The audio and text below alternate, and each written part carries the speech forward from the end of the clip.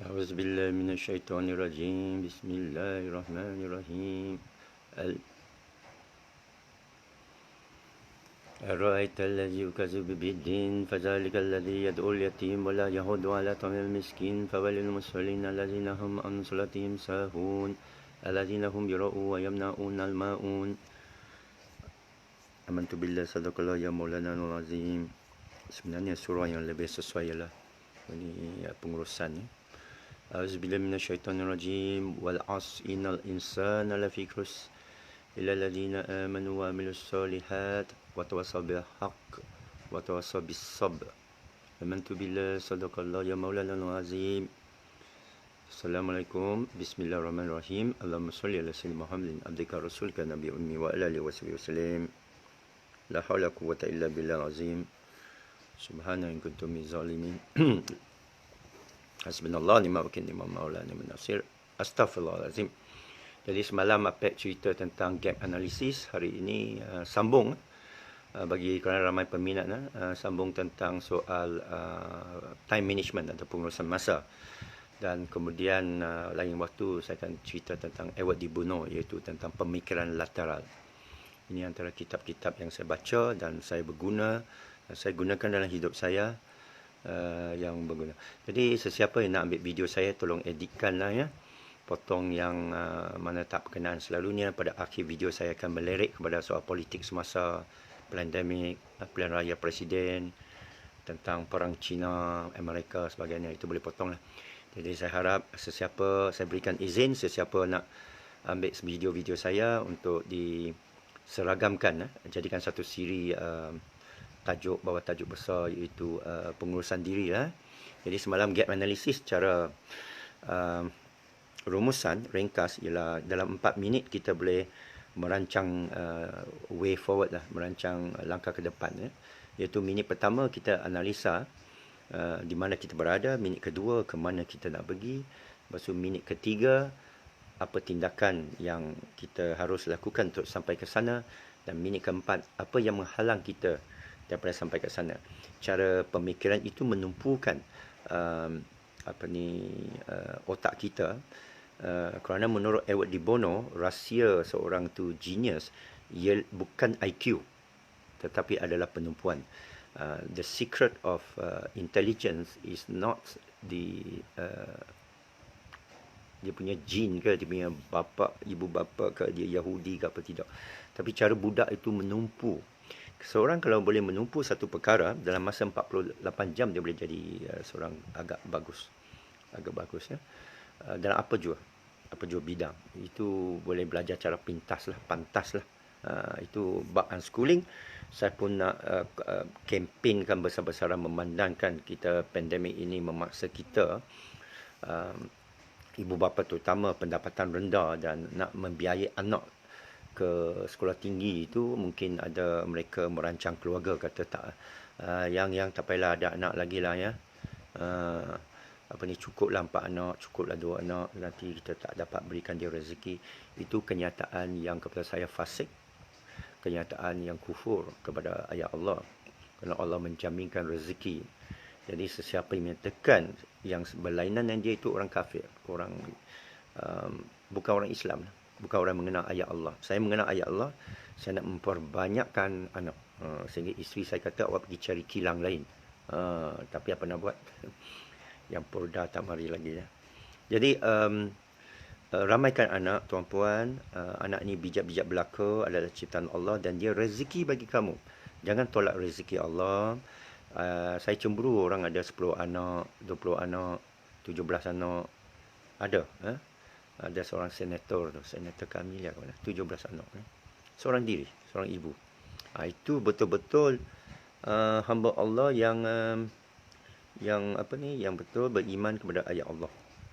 Baik. Bila dah ramai anak, macam mana kita nak atur anak tu? Itu yang saya kata, tu cara unschooling, cara pelajaran sendiri, homeschooling, atau cara dia belajar ikut ayah dia, ikut ibu dia, berkebun ke, jual burger ke, jual air ke, berniaga ke. Nabi Muhammad SAW tidak pergi sekolah, dia tidak menulis, itu sunnah tu. Dia tak membaca, tapi pengamatan dia itu berniaga itu, akhlaknya cukup tinggi dan dia cukup bijak. Nabi orang tak tahu Nabi Muhammad SAW ini bijak dalam urusan perniagaan, bijak dalam perundingan. Dia tahu strategi dan pagi ini saya akan sambung strategi ya. Strategi ini datang dari Stephen Covey. Stephen Covey adalah seorang Christian Mormon ya. Itu sebab kita tengok buku yang masyhurnya Seven Habits Seven Habits of Successful People, iaitu 7 adat orang yang berjaya. Saya nak tumpu satu adat saja kerana tahu orang kita lah. Nak baca satu pun payah, apatah lagi 7. Pernah dengar ke Stephen Covey? Tak pernah, cukuplah satu. Ambil apa yang sempat, jangan ambil kesempatan ni. Kalau nak ambil 7 bolehlah. Saya pun tak khatam 7, saya ambil satu saja, iaitu mengenai first thing first. Buat apa yang dulu. Dan itu adalah buat apa yang penting, jangan buat apa yang terdesak. Do what is important, what is not urgent. Ini cara dia. Jadi sebelum tu sedikit tentang Mormon ini ya. Orang Mormon ini boleh ramai bini, dia ada mazhab sendiri yang tidak diiktiraf oleh ahli sunnah wal jamaah Kristian yang lain. Saya pertama kali pergi Amerika Syarikat, Allah letakkan saya dalam rumah satu keluarga Mormon. Kaya orang tu, jutawan. Di Salt Lake City. Mereka ada gereja, mereka selaputi emas. Patung Nabi Isa selaputi emas, tidak ada salib. Tak ada pakai salib, tak nampak salib kat bawah dada dia semua. Kerana mereka menganggap salib itu senjata bunuh Nabi Isa AS. Mereka tak haramkan minum Coca-Cola, kopi, teh. Tak boleh tengok luca. Dan mereka setahun itu mesti keluar ke jalan Allah. Jadi kita tengok mereka pakaian putih tu ada pakai necktie, tak boleh pakai handphone, Facebook, semua sokmek. Dia pakai Nokia saja, berbasikal tua itu, tapi orang muda-muda, orang putih ya, mata biru, rambut penang. Saya terjumpa di Vietnam, saya berbual panjang dengan mereka. Dan mereka nak ajak saya dan saya pelan-pelan beritahu mereka tentang Quran, dakwah pada mereka lah. Tapi mereka kuat tu iman mereka dan mereka orang yang bijak. Jadi Stephen Covey ini mengkaji tentang pengurusan masa. Dia melahirkan satu teori yang mengubah hidup saya. Sebenarnya teori itu ada dalam Islam, iaitu kiblat. Pernah ingat tak dulu orang pakai jam dalil? Tahun 80-an, masyhur jam dalil lah, ada tak sekarang? Mana ada kompas dalam jam tu. Rahsia kepada Stephen Covey ni pendek saja, iaitu ikut dalil, ikut kiblat, jangan ikut jam. Jam itu terdesak ya. 5 minit lagi ni, 10 minit lagi ni, bank nak tutup ni, Alung nak datang ni, ini apa, nak bayar kereta ni, nak bayar bulanan ni, nak bayar, nak kena tarik ni rumah, anak nak pergi sekolah ni, cepat siap ni. Itu antara perkara-perkara desak. Elakkan. Ikut kiblat. Kiblat cakap apa? Di situlah Mekah. Di sana bukan Mekah, di sana New York. Jadi kamu terdesak kerja New York, kerja Oxford, kerja pendidikan, kerja SPM, makin jauh kamu daripada kiblat Allah di Makkah Mukarramah. Itu maksudnya buat yang penting, bukan yang terdesak. Yang penting ialah saya keluarkan anak saya, halakan dia ke unschooling umur 15 tahun. Jadi dia jimat 7 tahun dalam 1 saat. Hebat tak? Menurut pemikiran ini, saya jimatkan untuk anak saya 7 tahun dalam 1 saat. Faham tak? Tak faham sekarang saya terangkan. Kalau 7 tahun dia terus bersekolah, hari ini, bulan depan dia akan umur 20 ke 21? 21 ni. 6 tahun yang lepas dia umur 15. Saya keluarkan dia dari sekolah. Kalau saya tidak keluarkan dia dari sekolah, hari ini dia masih tahun pertama ke tahun kedua universiti. Masih 6 tahun ini tak ada pendapatan. Masih kena sambung lagi 1 tahun untuk cukup 2 tahun atau 8 tahun untuk dia keluar umur 22, 23 dengan ijazah. Masih belum dapat pekerjaan. Berhutang dengan PTPN RM30,000, RM40,000, RM50,000. Kalau doktor RM300,000 nak sambung lagi 2 tahun. Kena beratur untuk minta kerja. Pekerjaan pula tak ada. Universiti pun tak boleh pergi. Dan sebagainya. Tapi kerana 5-6 tahun dulu, saya buat keputusan kiblat. Saya kaji. Dan kaji, ambil masa untuk mengkaji adalah sebahagian daripada melakukan sesuatu yang penting. Bukan yang terdesak. Orang tengah terdesak lah. Terdesak ni. Itu sebab kita kata berfikir sejenak lebih baik daripada solat 1000 rakaat atau solat sepanjang malam. Yalah, kita solat banyak tu pun bagus, tapi kadang kita mengejar masa, ada kalanya kita duduk tafakur sejenak. Apa nak buat tentang pandemik ni? Ada nak buat dalam pendidikan anak. Bagaimana kalau saya keluarkan anak saya, tolong saya jual burger, dia umur 12-13. Saya ajar dia akhlak. Saya berunding dengan dia. Adik, kalau nak buat burger, nanti kita buka satu burger store lagi untuk adik, pendapatan bertambah. Akhlak dia terjaga, dia sentiasa ibu bapa. Dia tidak terdedah kepada dajjal. Dan dia belajar pegang duit. Dia belajar berkira dan kita ajar dia amanah. Kalau ada benda yang kita rosak tu, kita bayar balik kepada pelanggan. Kalau pelanggan tu tak puas hati, kita pulangkan wang dia. Kita ajar dia mutu-mutu yang baik. Tak payah tunggu 7 tahun atau 10 tahun. Kadang budak tu umur 12 tahun. Dan bila orang tengok penjual burger umur 12 tahun, orang kesian. Orang beli lagi banyak. Ini rahsia ya. Rahsia yang baik. Hasanah. Lepas tu 1 tahun, 2 tahun dia berniaga, semua selok-belok mazhab burger dia tahu. Dia tutup mata pun boleh buat burger. Lu bawa apa burger mari pun, dia sudah tahu itu burger mana. Ramly Burger ke, McDonald Burger ke. Kalau dia barista, pandai buat kopi. Kalau dia pandai buat apam balik. Kalau dia pandai buat tahu macam Cina Pek ni. Kalau dia boleh buat masakan Hainan, ayam Hainan. Semalam tu tengok, keluarga sini. Semua beli ayam siap, beli nasi perang siap, beras semua. Tunggu Apek masak tu, seafood tunjuk. Bila tu tunjuk tu, semua main angguk. Masya Allah, semua cakap ni hebat ni ilmu sipu ni. Sipu Apek ni. Masak ayam chicken rice rupa ni ada rahsia. Mudah saja tapi cakap itu penghalusan tu. Ambil masa. Dan memang saya masak Hainan ni chicken rice ni seluruh dunia. Mula-mula di Hamburg, di Germany. Lepas tu saya masak di Rusia. Sampai tercekik nyonya tu. Pasal saya terletak cuka banyak sangat. Saya dah tahu kurangkan cuka. Saya termasak di mana? Di Munich. Saya termasak di Brazil. Saya termasak di Mexico. Macam-macam orang cuba. Tak sedap. Saya perbaiki formula itu. Ya. Ada orang cakap, orang putih lah cakap, ini fantastic lah. Boleh buka restoran. Jadi melalui pengalaman itu, kita belajar. Melalui buku tak boleh. Buku hanya bagi panduan saja. Guru pun tak boleh. Guru hanya mersyid saja. Dia beritahu kita untuk jimatkan kita masa, tapi kita mesti melalui dia. Guru ajar kita sembahyang, kita mesti sembahyang. Guru ajar kita zikir, kita mesti zikir. Jadi, apa yang Stephen Covey ajar dan sebenarnya ada dalam prinsip Islam ialah kiblat lebih penting daripada waktu. Waktu kan kita bagikan ruang waktu yang besar. Tapi kemana kamu menghala ini adalah penting. Jadi Stephen Covey bagi untuk orang faham, dia lukis satu graf. Dengar baik-baik ini graf. Ambil pensel, lukis line menegak. Lepas tu lukis line mendata. Ini semua konsultan, dia sentiasa guna graf.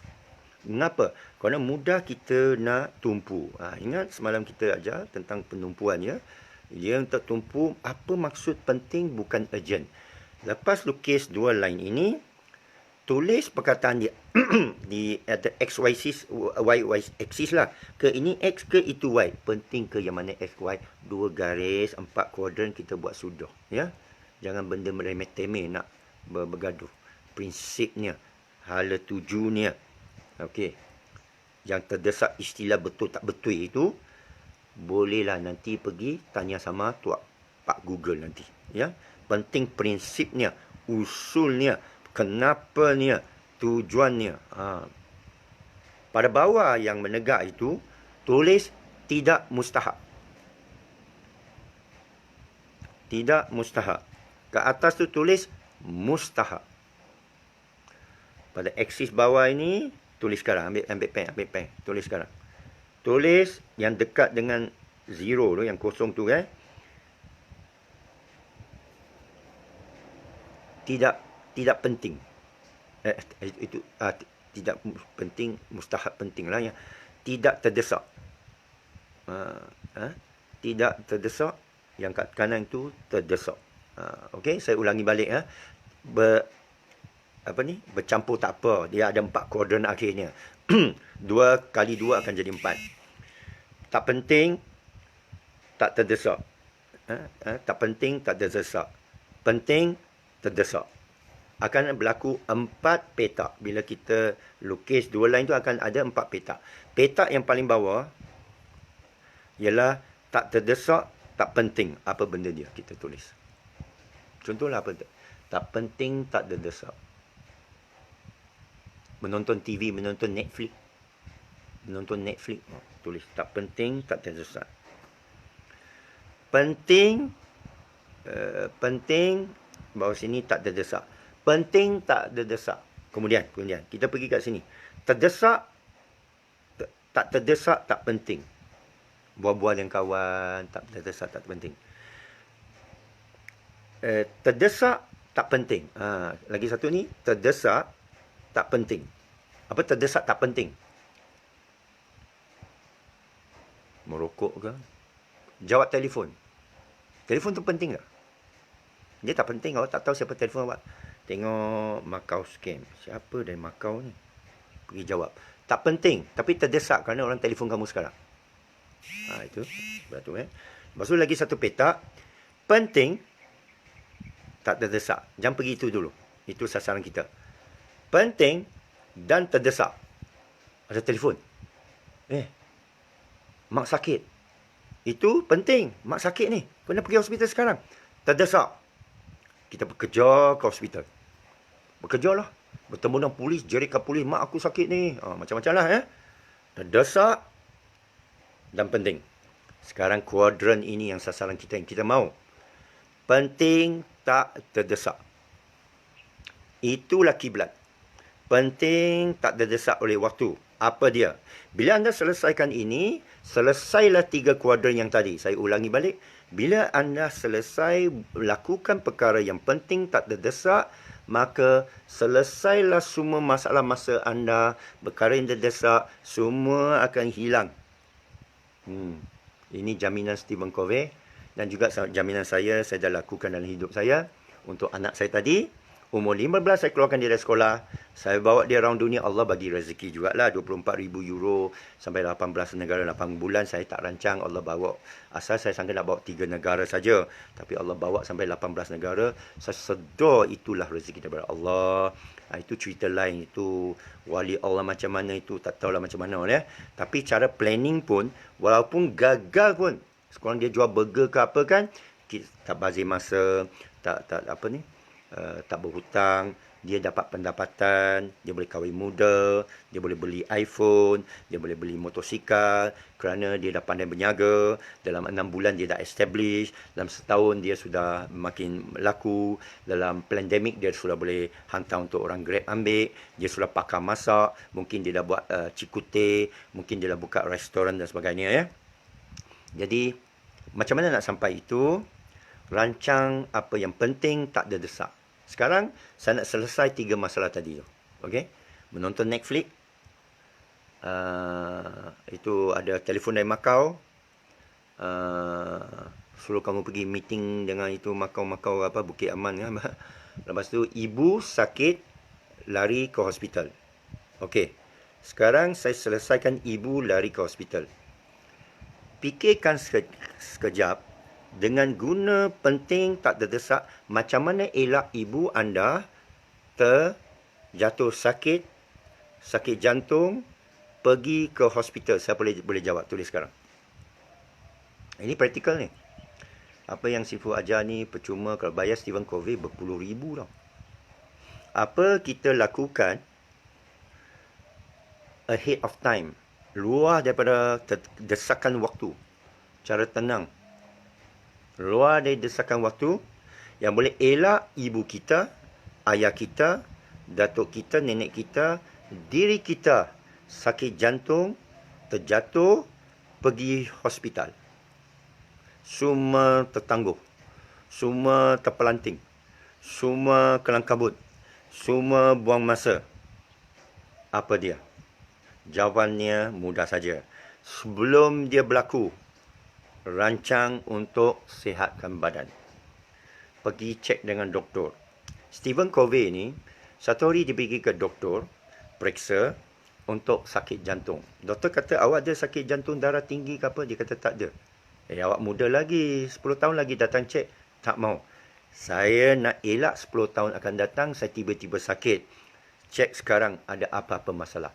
Cek dengan doktor kesihatan atau bersenam adalah tindakan awal penting, tidak terdesak. Zikir, belajar agama. Saya tinggalkan sekolah untuk belajar agama dulu sebelum belajar dunia. Memberi saya kekuatan ilahi, kekuatan spiritual untuk saya hadapi berbagai cabaran. Kita solat tahajud. Nas dalam Al-Quran sebut, Ya mudathir kum fa'andri, wahai ya muzammil, bangunlah separuh malam dan sembahyang. Itu perintah tahajud adalah kepada Rasulullah SAW. Dalam ayat tu saya baca, dia ada tulis, supaya engkau bersedia untuk perjuangan yang bakal datang. Tak mau bila-bila depan di Badar itu bergetar semua. Ya Allah, macam mana ni? Bergetar semua. Tiba-tiba berdepan dengan Dajjal, berdepan dengan vaksin, berdepan dengan polis, berdepan dengan pemerintah, berdepan dengan kezaliman, kita buntu. Ayat apa nak pakai ni? Berdepan dengan jin, ayat apa nak pakai ni? Jadi ayat Muzammil adalah ayat kiblat dulu, masa kemudian. Baca Al-Quran, surah Al-Kahf, kiblat dulu, masa kemudian. Membaca surah Al-Kahf, kita jinak pada Al-Kahf, jinak pada gua. Jadi saya mula terfikir kebun. Tengok Cina Apek dalam Facebook saya dah lama, bertahun-tahun. Saya selalu lawak kebun, kenal orang pekebun, tanya orang pekebun. Saya sudah kenal orang pekebun, saya tak kenal. Alhamdulillah, banyak rahsia berkebun. Anytime bila berlaku malapetaka, kejatuhan duit ringgit, mana tahu, runtuh ekonomi. Duit ringgit yang saya ada tu, baik saya infak ke jalan Allah, bebaskan satu soft sembahyang. Dan kita bakal akan buat di Dataran Merdeka. 3 minggu dari sekarang. Kalau lambat 4 minggu dari sekarang. Kalau lambat 5 minggu dari sekarang. Penting ke berapa minggu dari sekarang. Yang penting kiblat, tujuan, persediaan nak buat dari sekarang. Okay? So, ini jimatkan duit. Kerana bila kita dah rancang, ibu tiba-tiba tak pergi hospital, tiba-tiba nak panggil taksi, tiba-tiba nak bayar doktor, tiba-tiba nak keluarkan duit, tiba-tiba nak berhenti kerja, tiba-tiba nak panggil anak semua mari pergi tengok mak ke hospital. Contohnya, dan berlaku pula dalam pandemik pula lagi panik macam zombie semua. Banyak wang dan duit dibuang. Okey? Sekarang kita pergi kuadran kedua, bila makau telefon. Satu amalan daripada Stephen Covey ini nasihat, jangan buat dua perkara ini. Satu, jangan jawab telefon. Jadi itu sebab Apek tak jawab telefon, ya. Ada cara ni jawab telefon. Bagi WhatsApp dulu, bagi mesej penuh, kita tengok, kalau boleh dijawab, kita jawab secara teks. Dan kita boleh jawab selepas solat ke apa. Jangan kita tengah solat, telefon berbunyi. Jangan jawab telefon. Kedua, jangan hadir mesyuarat. Ini adalah kitab Stephen Covey. Al-Qiblat. Al-Qiblat gairi sa'ah. Kiblat bukan waktu. Kenapa? Kerana gangguan telefon ni buang masa kita. Sepatutnya dia bagi mesej, kita ada masa berfikir. Ini tiba telefon, kita pun apa? Siapa tu? Makau mana? Buang masa kita, buang duit kita. Bagi mesej dan elak mesyuarat. Macam mana elak mesyuarat? Kita tahu kita ada mesyuarat akan datang. Kita baca minit mesyuarat yang dulu, kita buat nota, kita hantar kepada pengurusi, kita hantar kepada wakil, kata, mesyuarat akan datang ni, saya minta, kalau boleh, yang tentang usul ni, boleh tak menyatakan sokong ke tak sokong, berapa. Mesti pandai. Ya? Stephen Covey ajar macam mana mesyuarat itu 2 minit saja. Macam LA Law. Mesyuarat 2 minit saja, tak ada berbincang. Ini mesyuarat melere, ni buang duit kerajaan, buang duit makan, minum kopi, kari pub semua. Saya selalu tengokkan mesyuarat kerajaan ni, buang masa saja. Buang masa saya. Buang masa kamu. Buang masa rakyat yang bayar cukai kamu. Gaji kamu, saya ulangi balik. Gaji kamu adalah dibayar oleh kita. Ada faham? Gaji polis dibayar oleh kita. Gaji Menteri Agama dibayar oleh kita. Gaji mufti dibayar oleh kita. Gaji Perdana Menteri dibayar oleh kita. Kita pembayar cukai. Apa awak kasih balik? Okey? Jadi, jimatkan telefon Jangan ada telefon call. Kalau saya tengok nombor tak tekan ni, memang saya tak jawab. Kalau orang yang panggil saya, yang hormati saya, akan bagi mesej. Assalamualaikum tuan, saya sekian-sekian nama. Bagi nama. Ada orang bagi salam, saya tak tahu siapa. Dia bagi Assalamualaikum. Kalau kita jumpa orang tu, oh, itu Rasulullah SAW. Tentu kita jawab Waalaikumsalam. Oh, itu Nilofa. Kita akan jawab. Ni tiba-tiba, Assalamualaikum. Siapa orang tu? Identify yourself, please. Adakan adab. Jangan kata, kita salam dia tak jawab, dia tak beradab. Tak, awak yang biadab. Orang yang menegur orang mesti kata, Assalamualaikum. Ya saudagar. Ini saudagar daripada Pakistan. Mau jual ini kapet. Baru kita boleh jawab. Saya sudah ada 3 kapet, tak perlu saya beli.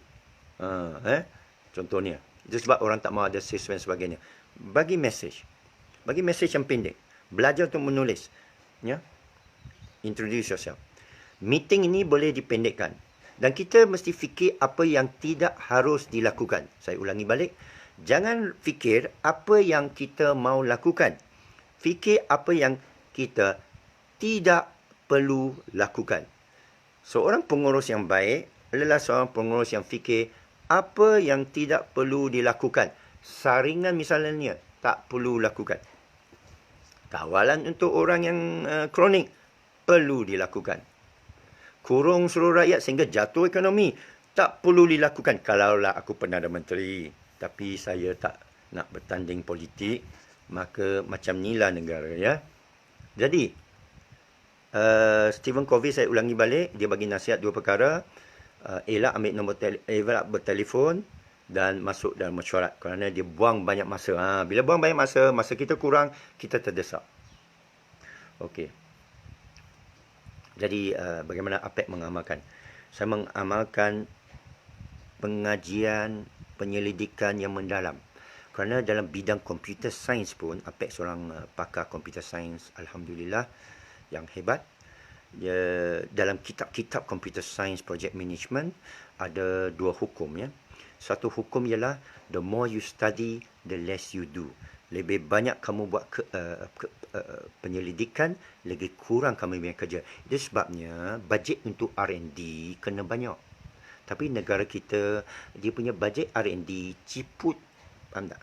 Berbanding Singapura, berbanding Afrika, berbanding Korea Selatan, berbanding Jepun, berbanding China. Semalam kawan saya dari negeri China yang bagi saya maklumat dalaman negeri China mau perang dengan Taiwan ke Amerika ke, dia beritahu tiba-tiba bajet untuk R&D kerajaan China, saya dah tahu rancangan dia 2025, dia akan robotikkan seluruh negeri China itu. Dia cakap bajet tu lebih banyak lah, mungkin boleh tarik APEC pergi balik ke China.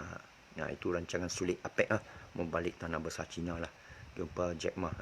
Tapi tak apa, bajet kita ciput, bajet kita sikit sangat, faham? Sikit sangat bajet kita. Anak itu kita bagi dia bajet masa untuk menyelidiki.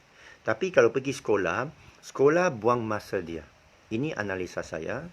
Kalau analisa tuan baru pergi sekolah berguna, silakan. Analisa saya, pergi sekolah buang masa, balik sekolah buang masa, beratur di sekolah buang masa, pakai necktie buang masa, guru disiplin buangkan masa dia, dia duduk dalam kelas tak boleh pay attention buang masa dia, dia baca buku menghafal buang masa dia tulis dalam papan putih itu entah kenapa buang masa dia photostat saja membuang masa dia, mendengar guru membebel membuang masa dia. Lepas itu dia pun pergi merokok dan kawan membuang masa dia pergi lari untuk main cyber game membuang masa dia, masuk kuadran keempat tu tengok Netflix dan main cyber game kerana dia sudah penat. Budak kalau penat, dia tak mau belajar. Orang tua kalau penat, dia tak mau belajar. Percayalah. Kalau adik kakak sekalian penat, tak mau dengar orang cakap. Dah penat dah. Frontliner kalau penat, emosi. Kita dah boleh penatkan diri kita. Rancang waktu kita. Jangan pergi meeting, jangan buat benda yang urgent, jangan ambil nombor telefon call. Rancang sebelum satu malapetaka berlaku. Rancang sebelum anak kamu akhir balik. Rancang sebelum anak kamu tu berhutang PTPN. Elak hutang dengan mana-mana riba, sistem riba. PTPN tu ada riba. Elak. Bukan saja ada riba, dia ada cangkuk atas leher kamu dan anak kamu hampir seumur hidup. Banyak lagi orang saya jumpa, dia kata PTPN dia punya loan masih belum bayar habis. Asyik ada surat datang. Kalau kamu tahu dah berapa minit kamu bazir untuk buka surat. Jangan buka surat. Tengok cover. PTPN, campak aja. Tengok cover. Chetty, campak aja. Tengok cover Macau, campak aja. Tengok cover Bukit Aman, campak aja. Tengok SMS KKM, campak aja masuk tong sampah. Don't waste your time. Masa tu penting. Jadi, hukum kedua, hukum pertama tadi, the more you study, the less you do. Dalam programming, ini bila Apek mengajar anak sesiapa programming, mahal ni. Mahal, sekolah tak ada ajar. Saya ulangi, apa yang Apek ajar adalah daripada 38 tahun pengalaman. Bekerja dalam semua jenis keadaan seluruh dunia, 40 negara. Dan syarikat yang besar-besar belaka. Universiti pun ambil Apek sebagai ajang profesor mengajar sini sana. Dan ini pun ada hukum dan kitab. Bila saya nak pakar dalam satu kod, orang bagi satu kod, saya akan habiskan masa saya panjang mengaji kod tu. Kalau orang bagikan saya satu ayat, saya habis masa yang lama saya kaji ayat tu. Baca asbabun nuzulnya, baca harfnya, dengar daripada rawi ini, rawi itu. Macam ni Dajjal ni kan. Semua YouTube ini Dajjal saya kaji dulu, faham. Tadi baru tu saya kaji tentang Fir'aun dan Asiyah. Lepas tu saya dengar pula kisah tanda kiamat tu, ada Dajjal dan ada satu binatang yang keluar daripada tanah yang cop atas kepala orang tu, mukmin atau Islam. Dan ada percanggahan pendapat bahawa bila binatang tu keluar itu ialah hari kiamat dan tidak boleh diterima taubat. Mana semua yang ada itu adalah kufur. Tapi itu pun timbul persoalan pada saya. Saya pun tak fakur juga, bukan saya terima. Macam mana hari kiamat tu tak ada orang Islam lagi? Mesti ada. Tapi dia kata tiada lagi. Jadi mana boleh tak ada? Takkan semua mati ya tak? Okey, tak apa. Ini benda saya kaji lah. Macam vaksin ni, tiba-tiba orang kata banyak orang mati daripada vaksin. Saya tak percaya orang mati daripada vaksin. Saya percaya itu propaganda daripada barat. Kerana pernah ingat dulu Ajinomoto. Ajinomoto dibuat dari Jepun. Mereka kata makan Ajinomoto rambut gugur. Betul ke rambut gugur? Tak makan Ajinomoto, gugur dah rambut. Boleh buat eksperimen ini. Ada bilik, jangan pakai pemaidani yang ada mubin yang berkilat. Mubin yang berkilat satu bilik. Kamu duduk sana 1 jam. Dengan keluarga 1 jam. Lepas tu keluar dari bilik tu. Lepas tu tengok balik ke lantai yang kilat tu. Tak ada pemaidani, tak ada kain. Kira berapa rambut yang jatuh. Jangan makan Ajinomoto sebulan. Kira berapa rambut yang jatuh. Lepas tu makan Ajinomoto sebulan. Kira berapa rambut yang jatuh. Sama saja. Fitnah terhadap Ajinomoto dilakukan oleh syarikat Ajinomoto lain. Monosodium glutamate daripada barat ke mana saya tak tahu. Ini perang antara gegasi makanan. Ingat tak dulu kelapa sawit, minyak kelapa sawit, ada kempen daripada penyaga, pengeluar, penanam, pekebun Amerika Syarikat yang tanam soya bean, tanam kacang soya. Kerana soya bean tu boleh buat minyak soya bean tergugat oleh minyak kelapa sawit. Lalu mereka buat satu kajian, entah apa punya kajian, scientific kononnya, jurnal Harvard kononnya, cakap apa? Makan kelapa sawit akan mendatangkan barah. Kanser. Ui, takut orang barat. Dengar kanser saja, terpaksa Malaysia bayar jutaan ringgit untuk counter campaign itu. Ingat tak? Ingat tak? Tahun 80-an. Bahawa vitamin E dalam kelapa sawit itu bagus. Sana counter balik. Vitamin itu bagus, tapi kelapa sawit ini dia ada kanser. Orang percaya siapa, saya nak tanya kamu? WHO ke Malaysia? Ke Turki? Ke Taiwan? Ke China? Ke Amerika Syarikat? Okey. So, itu benar berlaku. Kita hari-hari makan pelantar. Apakah kita kanser? Kanser tu sebab nasi putih dan gula. Itu saya dah bincangkan ya. Jadi, bermakna kesihatan kita bila kaji, kita faham. Macam saya kaji tentang keto diet, alhamdulillah, perut tak boreh. Perut tak boreh. Nilopa mesti suka ni. Perut tak boreh. Yalah, tapi perut boreh itu dia duit banyak. Itu yang kita kalah je lah. Jadi, saja bergurau seluruh. Kita, dua hukum tu.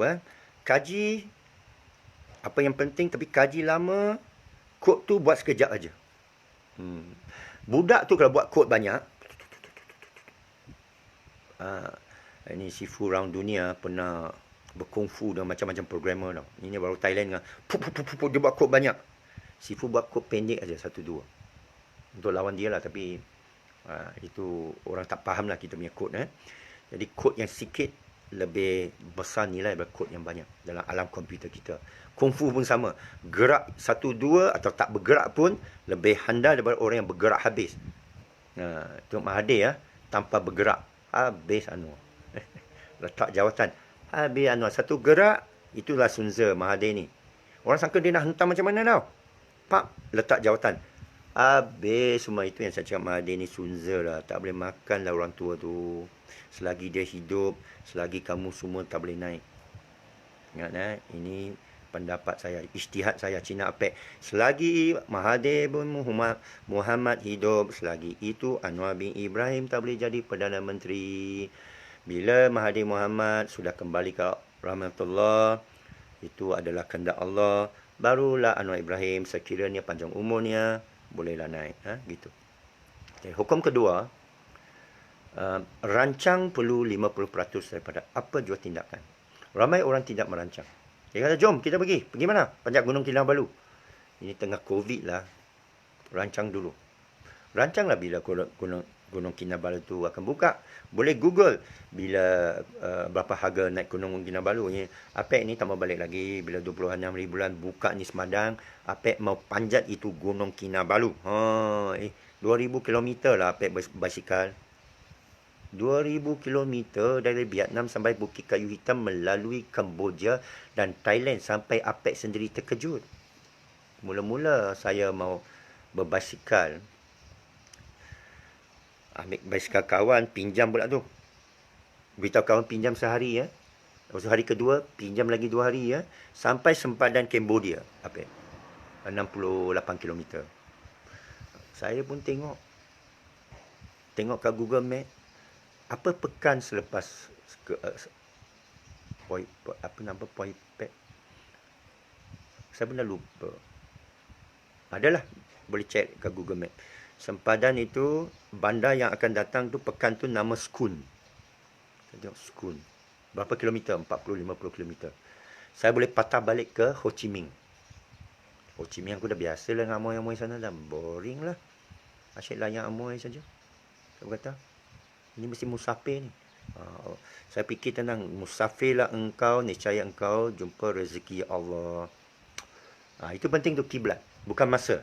Aku bukan nak masa, jimat masa pergi buat ke Ho Chi Minh ke Benyar ke apa. Saya yang penting mencari ayat Allah. Saya kayu basikal lagi untuk ke Skun dan saya merancang. Kalau tak sesuai, boleh kayu balik. Kalau penat kayu, naik bas, boleh masuk basikal dalam perut bas. Basikal ini boleh dibuka-buka. Basikal mahal, 2,000 rial saja. Jadi saya sampai Skun, Masya Allah, saya tengok bandar tu kecil. Dia tak ada bas. Bas itu lori. Orang naik atas lori. Saya tengok mek-mek naik atas lori, diri tu. Saya lambai kat dia, dia lambai kat saya. Tak pernah tengok Cina Apek naik basikal ni. Saya pun tanya, mereka ni pergi mana? Pergi kerja kilang. Kesian, kita ada bas kilang. Itulah bas kilang mereka. Lori terbuka. Mereka diri semua atas lori. Tak ada tempat duduk. Jadi saya beli kacang di sana, saya beli air di sana, saya tengok orang sana, saya ada sembang dengan orang sana, terbuka hati saya tengok pengalaman musafir. Jadi saya musafir bandar demi bandar tu, akhir jadi 2000 km dalam masa 1,5 bulan. Tapi kalau mula-mula saya terfikir tu, saya pernah Google Ho Chi Minh to Bangkok 1000 km. Terjatuh saya dari bangku. 1000 km, tak boleh lah. Bagaimana kalau Bangkok sampai Bukit Kayu Hitam? 1000 km lagi, 2000 km. Gila lah. Saya sendiri pun tak percaya. Jadi, kita bila pecahkan, akhirnya boleh capai, ialah melalui kiblat. Buat apa yang penting bukan terdesak. Tapi sekarang kita nak selesai masalah orang kita. Banyak daripada tuan-puan tulis kepada saya dalam mesej. Saya nak address itu sekarang ya. Ada yang tanya saya apa nak buat dengan anak dia. Ada yang tawarkan anak dia jadi anak angkat saya. Umur 15, umur 11, umur 12, umur 13. Ialah Apek yang minta. Siapa yang antara 11 ke 15. Dan saya sudah berhubung dengan satu kawan di Kota Baru. Ingat tak bulan lepas saya di Kota Baru kan ada sungai mengalir di bawahnya, ada mudu kelulut. Dan sahabat itu pun kenal sama saya. Kawan Anwar Ibrahim ya. Jadi mungkin saya nak berunding dengan mereka. Ini bawah Kerajaan Negeri Kelantan. Mereka peruntukkan satu tempat hostel untuk kita buat camp. Jadi bagi mereka yang di pantai timur atau pantai barat, mungkin APEC nak organisekan camp, summer camp, cuti sekolah ini. Jangan pula ada kluster di Kelantan pula. Kalau kluster tak apalah. Kamu nak serah anak kamu kepada APEC, dah tulis surat, sign kontrak, ini anak semua APEC punya lah. Tapi APEC boleh jaga hanya 10 budak saja.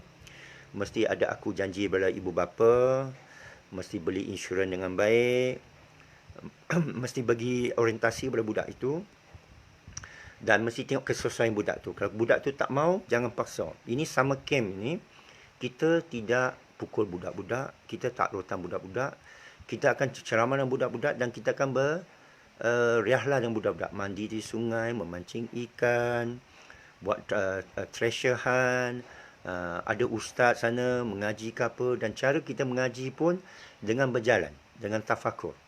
Dan kita cari ayat yang sesuai dengan keadaan. Macam asbabun nuzul turun ayat Quran. Bukan mengapa, tapi tak faham satu ayat. Mungkin 1 minggu, mungkin 2 hari, mungkin 3 hari, lepas tu dia balik. Dan mungkin kita akan adakan main komputer. Kalau boleh dia bawa iPad dia, iPhone dia, iPad dia, tapi kita kawal. Kita yang kontrol. Kita hanya bagi dia 1 jam untuk dia berhubung dengan kawan dan ibu bapa. Lepas tu 2 jam kita akan buat programming. Dan kita ajar programming tak semestinya atas komputer. Ingat, programming, pemikiran programmer bukan semestinya atas komputer. Dia ada mungkin dengan alam matematika, ya, dan IQ. Jadi itu rancangan saya. Saya cuba nak rancang di Sandakan ini. Dan sudah ada minat. Ada suatu tafiz dengan satu kebun. Berhampirannya tengah berunding. Kerana kurikulum ini saya tak mau kurikulum ekstra kurikulum. Saya tak mau budak itu pergi tafiz. Lepas tu dia balik, dia extra time dengan saya, dia penat. Dia belajar tafiz 6 jam, 8 jam menghafal, dia balik, dia penat, dia tak boleh absorb lagi. Main game pun dia penat. Okey? Saya nak 1 hari dia rehat, 1 hari dia main belajar komputer di kebun sampai rehat. Lepas tu dia balik ke tafiz. Maknanya tafiz mesti ada satu kurikulum yang pecah kepada 2.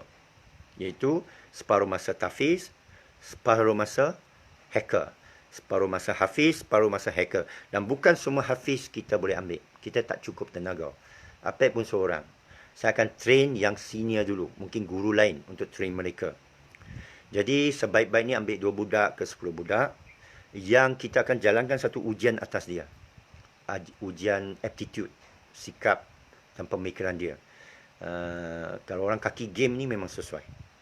Kalau dia ada ADHD, disleksia, tak boleh baca, itu sesuai kita ambil. Kerana dia tidak boleh duduk diam, kita ambil dia. Tapi mesti lepaskan oleh tafiz. Kalau tafiz kata tak boleh, hanya Sabtu Ahad, APEC akan tolak. Ingat ya? APEC ada syarat. Bila nak APEC ajar dia, dia mesti keluar dari sekolah sepenuhnya. Persediaan untuk keluar dari sekolah sepenuhnya. Ramai yang mau keluarkan. Yang tak mau keluarkan, tak apa. Kemudian, saya pun tak mau ajar. Dah ramai, cukup ramai dah bagi kat saya melalui Facebook, melalui message, melalui WhatsApp. Mengorbankan anak mereka pada saya untuk ambil didikan. Tapi saya tak akan janji seumur hidup. Mungkin masa terdekat dia sudah boleh programming. Tapi kalau tak boleh pun, dia boleh balik bersekolah. Sekolah sekarang fleksibel. Tapi rancangannya ialah tumpu dulu. 1-2 hari dia tak buat benda lain. 1-2 hari kita berpuasa ke apa ke, kita mandi sungai ke. Lepas tu kita akan buat programming deep punya ni. Deep punya programming. Sifu nak tengok, APEC mau tengok budak itu sampai mana dia punya tahap kungfu dia. APEC tahu. Jangan risau, jangan cari guru lain. APEC sendiri boleh tengok seorang budak, cara dia programming. Saya boleh beritahu ibu bapa esokan hari, anak kamu tak ada harapan. Baik pergi menjahit atau menyanyi. Ya. Agar anak kamu ada harapan. Ini yang harus kamu lakukan. Saya boleh bagi nasihat.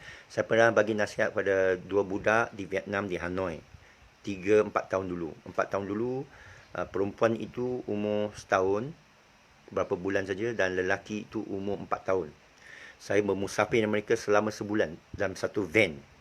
Ni macam Beatles lah. Daripada utara, Tang Hoa, Hanoi, Sapa, banyak tempat kita pergi. Ha. Orang asing tak pernah pergi punya. Ini pasal Vietnam ni. Orang Vietnam bawa ke Vietnam. Kuntum, ke barat tu tempat orang Kristian, orang asli. Pergi sampai durian paling sedap punya. Amoy kasih punya. Ha? Sampai belah selatan Vietnam. Sampai ke Laut Cina Selatan itu. Paling selama sebulan. Apek bayar $500 saja. Ya? Setiap orang bayar $500 dalam satu keluarga. Dan anak tu, 3 tahun kemudian saya terjumpa dia balik. Tahun lepas, mak dia begitu suka beritahu saya, Apek, cakap dengan anak saya bahasa Inggeris. Baik. Saya pun cakap, dia boleh bahasa Inggeris. Saya pun tanya mak dia, macam mana dia belajar bahasa Inggeris? Nasihat saya, bahawa keluarkan dia dari sekolah. Ibu dia lakukan. Yalah, umur 4 tahun memang tak pergi sekolah. Sekarang dia umur 7-8 tahun. Ibu dia sentiasa tak hantar dia ke sekolah. Hantar lepas syarat saja. Bila Apek turun kat Hanoi, dia siapkan tempat saya duduk, bilik semua saya duduk.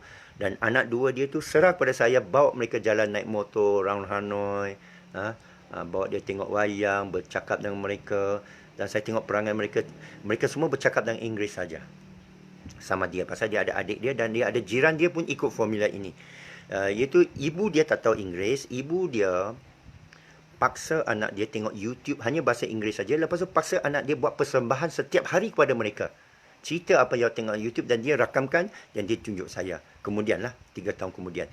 Jadi budak ni setiap 1 bulan dia mesti hantar saya tengok uncle saya buat ini programming.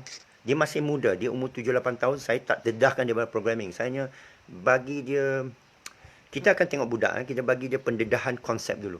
Tapi yang penting dia bercakap. Dia berinteraksi dalam video. Kalau dia tak minat, kita tutup komputer.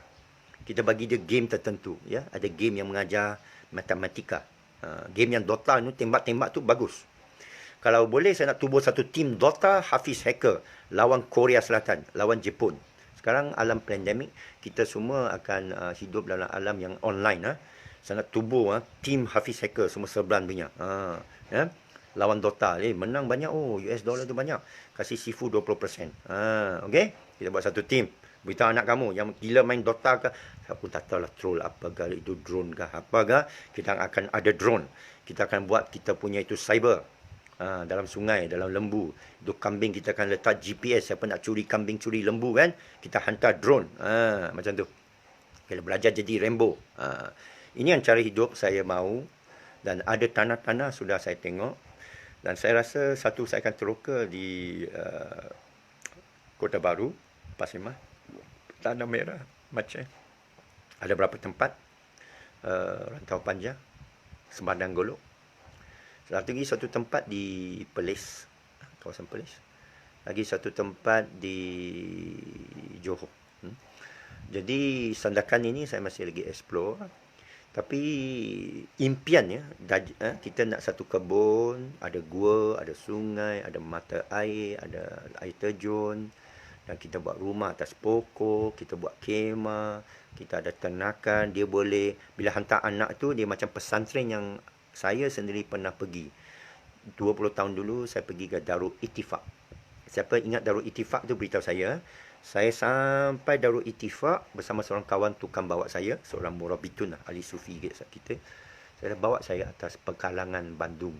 Ada tak satu pesantren? Dia beritahu ada satu pesantren di mana budak itu lebih kurang 300 santri, 300 pelajar di pesantren nama Darul Ittifaq. Dan bila orang hantar anak dia, tak perlu bayar apa-apa. Serahkan anak saja ke ustaz itu. Ada berapa puluh ustaz dan ustazah di sana. Dan lelaki dan wanita pun ada. Dia ada di pusat belajar tu atas gunung. Bukit sejuk. Lebih sejuk daripada Cameron Highland. Dan dia ada berapa ratus hektar tanah. Mula-mula mereka mula dengan tanah sikit. Tapi orang kampung tu wakafkan pun ada. Pajak pun ada kepada ustaz. Kepada Darul Ittifaq. Kerana pelajar-pelajar sana pergi sana. Belajar tahfiz, belajar usuluddin, belajar muamalah, kitab Imam Muwatta saya nampak di sana. Ya? Mereka cakap dalam bahasa Jawa dan Sunda. Kitab mereka kalau tak silap saya bahasa Sunda. Dan mereka cakap bahasa Jawa. Dan guru dia garang. Terkejut saya. Guru tu bangun masa subuh tu, lepas solat subuh tu bangun jalan keliling. Kita tengah baca zikir lah. Saya tetamu. Saya tengok aja lah. Tetamu sana, saya pun mengantuk tengok kan. Dia solat 5 kali. Setiap kali solat 1 jam belajar lepas solat. Lepas solat subuh 1 jam, tapi banyak zikir dan mengajar sikit. Solat zuhur lepas tu 1 jam akan mengaji. Lepas solat asar 1 jam. Lepas tu solat maghrib 1 jam. Solat isyak 1 jam. 5 jam dia belajar. Lain waktu siang pergi turun berkebun. Ada memajak sawah, ada tarik kebau pun ada. Semua ada kerja. Ikan ada, lembu ada, kambing ada, ayam ada, itik ada, semualah. Terung ada, tomato ada, semua jenis ada. Memproses makanan, bungkus makanan 3 tan sehari mereka keluarkan makanan. Itu impian saya lah. Ya. Jadi saya jumpa masa subuh cerita tadi, bangun seorang ustaz tu, dia mesti orang Bugis lah. Jawab aku kan, ingatkan kat orang saya orang Bugis. Jangan rokok gudang garam dia kan. Masa kat luar lah, masa mengajar tu, buat zikir. Lepas tu saya tengok dia bangun. Dia bangun, dia jalan sekeliling halakat zikir tu kan. Sampai dia pergi mana. Dia mai ke 2-3 budak tu, dia lampang budak tu. Uish. Saya kata kalau berlaku di Malaysia, memang SOP lain keluar lah. Tapi di sana orang Jawa, kalau mesra anak kamu, pok dia lempang. Bukan sekali lempang tu, lempang lagi yang balas tu. Pok. Tak cakap apa pun. Saya tak tahu lah dia cakap Jawa, saya tak faham. Ya? Jadi, garang tu terus terduduk saya tu. Takut dia pula main kat saya kan. Jadi saya tengok, oh ini cara orang Jawa ni. Patutlah Jawa ni hebat. Macam tu lah. Lepas tu, dia pun berbicara dengan saya. Kapan bapa kembali? Aku baru sampai, dia tanya kapan. Dia tanya kalau saya bila balik sana lah ya. Macam pun saya jumpa Ustaz Syuib. Ustaz Syuib tu berbicara dengan saya memberitahu dia, bagaimana kalau saya jadi guru di sini, saya nak berikan hikmat saya secara gratis, percuma. Saya boleh ajar Inggeris, saya boleh ajar Cina, saya boleh ajar berniaga, saya boleh ajar programming. Dan saya orang Malaysia. Orang memang tertarik, orang Malaysia, orang Indonesia. Dia pun heran. Kenapa bapak mau mari sini? Orang semua report nasi ini tengah reformasi, tengah Indonesia jatuh, rupiahnya jadi kertas toilet. Kita semua mau lari pergi ke Malaysia. Mari kita tukar tempat. Awak ambil tempat saya jadi guru di pengetua di Darul Ittifaq. Saya mau lari pergi Felda itu. Kepada dia, Felda Johor itulah tempat selamatnya orang Indon. Ya, paradigma dia. Jadi itulah antara cerita musafir saya. Saya terjumpa banyak pesantren. Saya pergi banyak tempat. Saya pun pergi Ponorogo. Saya jumpa ramai orang. Saya berbicara mereka sana. Saya tengok masalah hidup mereka. Dan saya tahu banyak persoalan mereka timbul. Di sana saya tafakur atas banyak ayat. Dan saya merumuskan. Yang saya sampaikan sini adalah hasil perjalanan saya ke 40 negara. Islam maupun bukan Islam. Dan saya rasa sekarang pandemik ini kita mesti ambil peluang untuk merancang kembalinya. Bukan Darul Akam. Bukan Sumber Peroda. Bukan Kahwin 4. Tapi satu cara Hafiz Hacker. Satu cara pengajian di mana kita ada dunia wa akhirat. Di mana budak-budak kita boleh keluar sekolah awal bebas ekonomi untuk membantu ibu bapa mereka. Itu sebab siri saya menyampaikan ini setiap hari. Tadi siang, malam, nanti siang juga malam saya akan sambung. Jadi semalam sudah khatam itu kitab gap analysis. Dan ini saya anggap sudah khatam ini bab Stephen Covey lah. Buat apa yang penting, bukan apa yang terdesak. Iaitu mengaji, berfikir, merancang atas benda yang jimatkan masa kita. Jangka masa panjang ya. Boleh. Strategi ni cantik ni, strategi yang saya bagi ni. Lain dari lain dan sudah berjaya. Sudah terbudik berjaya. Dan ada kitab-kitab rujukan dia. Boleh Google untuk unschooling. Bukan homeschooling. Unschooling. UNSCHOOLING ya. Dan petang nanti saya akan buat tajuk apa ni? Saya akan buat tajuk Edward de Bono, lateral thinking. Ini amat penting itu. Api guna batu kita perang dengan kuda panah berenang. Kalau ada lah. Kuda di Bandung memang murah, RM500. Ya, kita belajar lah semua tu. Tapi kita ada komputer. Dan kepada saya, komputer itu ciptaan Allah. Elektrik ini ciptaan Allah. Nah, kita kat sungai boleh buat elektrik. Kita boleh buat hidro. Air yang Selangor tu kotor semua, kita boleh ambil air sendiri. Ada air sendiri. Tak tahu tak ada air sendiri? Ada. Kita tebuk pun di Cambodia mereka tidak ada pipe air, mereka ambil air daripada tanah. Kita bor di hutan di gunung, kita bor dalam tu ada lapisan air. Allah siapkan atas gunung tu ada air tau. Kita boleh air terjun dari gunung. Ada air.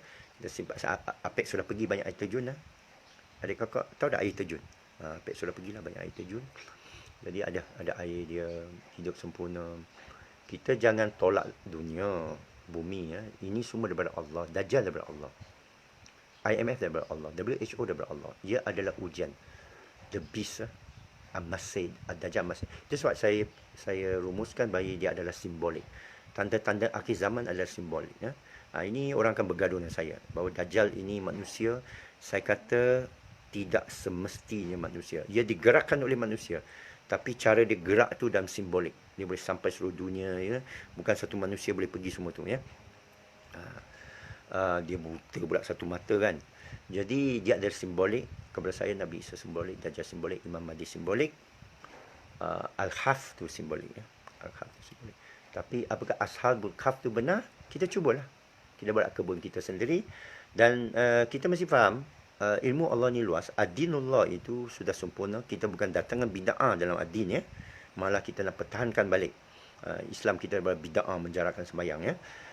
Maksud saya ilmu Allah tu luas. Bila kita kaji satu ayat Quran tu bin Allah tu kan, bukan saja sekumpal darah. Ini yang tafsir evolusi tu. Ada orang Islam sekarang saya cari ulama-ulama Islam yang cerita tentang teori Charles Darwin, tapi mereka wujud sebelum Charles Darwin. Jadi saya nak cuba mempermodernkan pemikiran mereka. Ada ulama sekarang pun, ada orang alim yang pakar mikrobiologi yang beritahu kerana mereka membaca ayat-ayat Quran. Ada dalam YouTube. Mereka baca ayat Quran dan mereka cuba tafsir ikut teori evolusi. Bukan daripada monyet. Dia kata bukan linear. Dia kata bukan linear tetapi cara Allah jadikan tu pun Syekh saya cakap bukan magic. Bukan tiba-tiba dari tanah tu pum jadi manusia pum tiup. Ini yang banyak khurafat ni orang percaya jin-jin dan bomo ni semua. Tak. Manusia ni datang dari sekumpal darah dia kata berlapis-lapis yang macam ciuk tau, yang macam dikunyah. Ya, dia ada melalui evolusi dia tu dan ditiupkan roh. Tiupkan roh tu satu ayat yang penting. Kalau dijadikan Adam tu dia tak perlu tiupkan roh. Sekarang faham ya? Itulah bila kita tafakur ni alam ilmu Allah meluas. Syekh Hamzah Yusof pun menyiarkan banyak syekh menyatakan bahasa tersurat satu atau dua, tapi yang tersirat tidak terhingga. Bila Allah kata khalqus samawati wal kursiyus samawati wal ard, maknanya betul mendalam. Setiap kali dia baca nampak lagi mana, setiap kali dia baca nampak Google, baca lagi nampak elektron, baca lagi nampak quantum fizik, baca lagi nampak universe, macam-macam. Jangan kita mengharapkan, jangan orang terus saya kata awak ni apek ni bawa ajaran sesat. Kalau saya sesat, tolong tunjukkan. Tolong tunjukkan saya ustaz yang boleh bimbing saya akan ikut dia, merangkap pun. Tapi nak troll-troll, jahil lawan jahil tak guna. Wallahu alam. Saya pun jahil juga. Saya panggil diri saya Cina Pek. Saya masih mengkaji. Dan saya terima kasih pada semua orang yang bagi saya maklumat. Kadang saya baca satu ayat, saya tak tahu surah mana. Orang tulis kepada saya surah mana. Terima kasih. Dan kadang-kadang saya tak tahu hadis mana. Orang bagi saya lagi hadis lain, saya cek balik. Hadis yang hasanah, hadis yang daif, hadis yang baik, hadis yang sahih, sunan sita dan sebagainya. Terima kasih semua. Saya adalah Taliban, penuntut. Kita penuntut Islam. Kepada siapa saya jumpa Tuan Mazhar pun saya akan cium tangan dia, saya nak belajar satu daripada dia. Dia orang ilmuwan. Saya kalau jumpa mana-mana Ustaz Sufi ke, Ustaz Syefikah ke mana ke, saya akan tuntut dari mereka. Takkan sekali saya kata saya itu benar. Cuma ini firasat saya mesti menyiasat lagi. Dan saya akan tanyalah ayat ni gapo dia. Ayat ni gapo dia. Al-Alaq ni, siapa boleh tafsir Al-Alaq? Bukan main baca saja. Jangan main baca yang ada. Yang imam masa tu, dia zaman lain. Kalau Ibn Rushd ada sekarang, Ibn Sina ada sekarang, Aristotle ada sekarang, baru dia sedar. Kerana Ibn Sina beritahu tentang evolusi tanah. Ibn Sina adalah bapa kepada evolusi sebenarnya, bukan Charles Darwin. Dia perhati kejadian alam. Dia perhati pada bumi, tanah dalam tu, dia nampak lapis-lapis. Dia buat conclusion bahawa bumi ini tua berjuta tahun. Ibn Sina tu, dia kaji lapisan tu, dia boleh ukur lapisan tu. Itu Ibn Sina, bapa kepada banyak falsafah, usul sains, Ibn Sina. Dan semalam saya baca tentang itu Haytham, Haitham. Jadi, kalau Ibn Sina ada hari ini dan orang beritahu dia tentang genetik, bahawa jin mata ni sama dengan jin lalat. Dia mesti sampai tafakur tu. Dan dia akan baca balik al-alaq tu, dia baca balik tanah tu dalam bentuk lain. Oh, Masya Allah, kalaulah kita ada Ibn Sina sekarang, Ibn Rushd sekarang, Ibn Taymiyah, siapa lagi? Ibn Farabi. Tapi hari ini kita ada siapa? Menteri Agama, Mufti Agama, yang SOP pun tak ikut. Sekian saja. Wabillahi taufiq wa hidayah. Quli qauli hadza astaghfirullahaladzim wa lakum. Assalamualaikum warahmatullahi wabarakatuh.